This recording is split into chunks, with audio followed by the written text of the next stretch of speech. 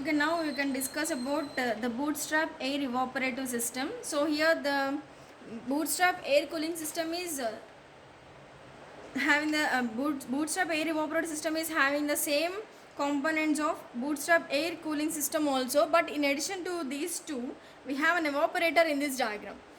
Okay, in addition to the working of the bootstrap air cooling system, we have an additional component, that is an evaporator, which is placed after the secondary compressor here.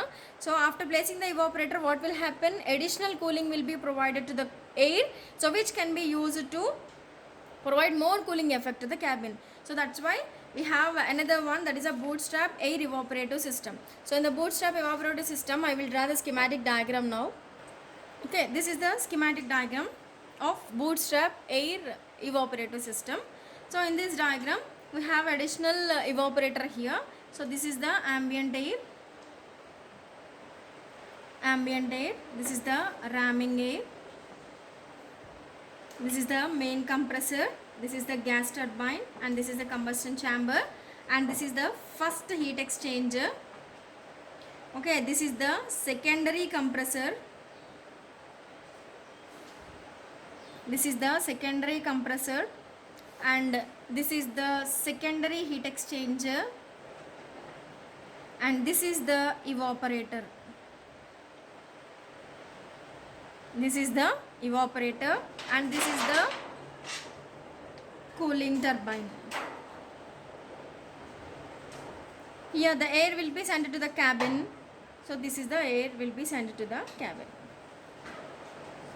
This is the air that will be sent to the cabin. Now in this diagram, so the namings of the respective process I have explained here. So 1 to 2 is ramming process, and 2 to 3, that is the main compression process, and 3 to 4, that is the first heat exchanging process, and 4 to 5, that is a secondary compression process, and 5 to 6, that is nothing but secondary cooling process, and after passing through the evaporator, and additional cooling will be provided, that is a 6 to 7, and this is a 7 to 8 and 8 to 9. 7 to 8 and 8 to 9. So this is a bootstrap air evaporator system. In this system, the numbering of the bootstrap air cooling system is up to 8, right? So in this diagram we have the process that will be ended up to the 9. Means in addition to the evaporator, the process numbering is increased from 8 to 9. Now I will draw the TS diagram now.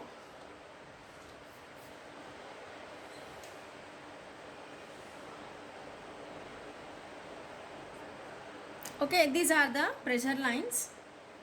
Okay, so here the process will start from, this is the ambient air pressure, and this is the cabin pressure, and this is the actual ramming pressure, and this is the ideal ramming pressure.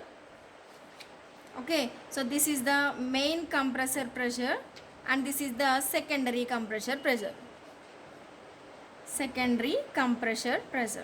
Okay, so now I will take the point from here. This is a 1 and this is the 2. Okay, so this is a 1 to 2, the ramming process will take place, and from actual process this will be 1 to 2 dash, and from 2 dash the compression will take place up to the point 3. This is a 3 dash point, and after 3 dash what will happen, first cooling process will occur. So that's why constant pressure heat rejection. So I will take the point 4 here, and after that from 4 to 5 what will happen, from 4 to 5 the secondary compression will take place. So that's why from the 4 I will draw a vertical line. Okay, so I will draw the line here. This is the 5 dash actual line, and this is the point 5, and after point 5 what will happen, from 5 to 6 what will happen, secondary cooling.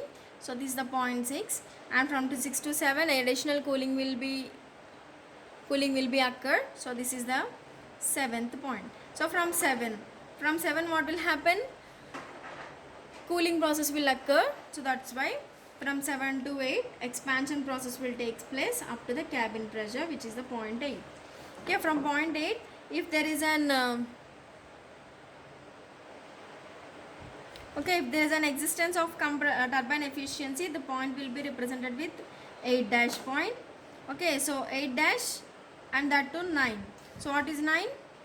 That is a 8 passes through the cabin. There the heat absorbed by the refrigerant will take place, means the heat absorbed by the air will take place. That's why 8 dash to 9 the temperature will be raised. So this is the point. So this is a TS diagram for the bootstrap air evaporator system. In this diagram, the COP formula can be written as refrigerating effect by work done, right? So what is the refrigerating effect? The refrigeration process will occur from 8 dash to 9. So 8 dash to 9 means MA Cp into T9 minus T8 dash by what is the work done? So work done will take place during the compression process, right? So that's why 3 dash to 2 dash should be taken. So this is MA Cp into T3 dash minus T2 dash. So therefore COP can be written as T9 minus T8 dash by T3 dash minus T2 dash. This is a COP. And what is work done? So work done, power is nothing but, so power is equal to work done by time. So that's why this is MA Cp into T3 dash minus T2 dash by time. So time is nothing but 60. So then the units will be in terms of kilowatts. So this is about bootstrap air evaporator system. Clear? So this is about the bootstrap air evaporator system. So the problems on the bootstrap air cooling system and evaporator cooling system can be explained later.